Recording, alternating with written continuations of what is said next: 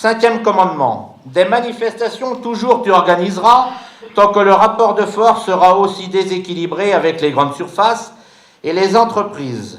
Et tant que l'administration ne raisonnera notre métier qu'à travers le prisme de la réglementation. Et la seconde manif, c'est celle que nous avons appelée la manif des ragondins. Celle-là me reste à l'esprit aussi, et surtout, avec l'obtention d'une palme d'or médiatique. Cette manif, sous haute surveillance, avait très bien fonctionné dans une période où les Nantais étaient excédés par les débordements violents des extrémistes anti-aéroports. La section des anciens faisait les casse-croûtes. Les JA, la FNSEA 44 étaient mobilisés ensemble. Les maraîchers nantais, horticulteurs, tout le monde était là.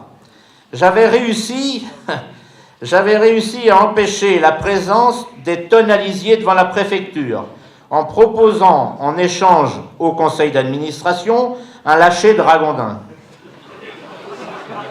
Il n'y en avait que 80. Mais la course s'est mal terminée, s'est mal passée. Sortie de route. Le soir, une fois arrivé à la maison, je pensais décompresser devant mon whisky. Mais j'ai vite compris que le monde s'intéressait à nous grâce aux ragondins.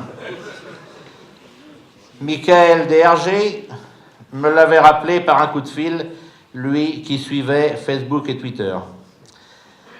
Le lendemain, la terrible pression, je dis bien la terrible pression des médias m'a obligé à convoquer un bureau exceptionnel, un vendredi soir. On a décidé de ne pas bouger dans nos orientations et revendications. On a demandé le soutien de Xavier Belin, qu'il nous a donné sans hésiter. Nos revendications sur la suradministration, les animaux nuisibles, étaient justes. J'ai découvert ici la puissance des réseaux sociaux, et cela a confirmé le décalage grandissant entre médias bobo-béats devant des animaux nuisibles et les réalités de notre métier.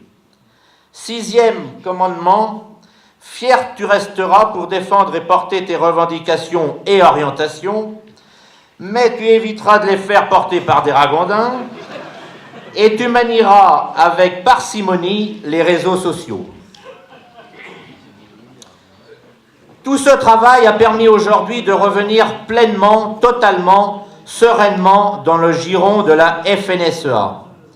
Ce travail s'est accompagné parallèlement d'un accroissement de nos adhérents, de nos services, et un accroissement de nos ressources qui nous permettent depuis 3 ans de régler nos cotisations à la FNSEA. Dominique, je t'ai écouté, tu m'avais dit, Alain, il serait bien que tu payes avec ton accent. Et donc, aujourd'hui, oui, nous payons nos cotisations à la FNSEA, et j'en suis fier.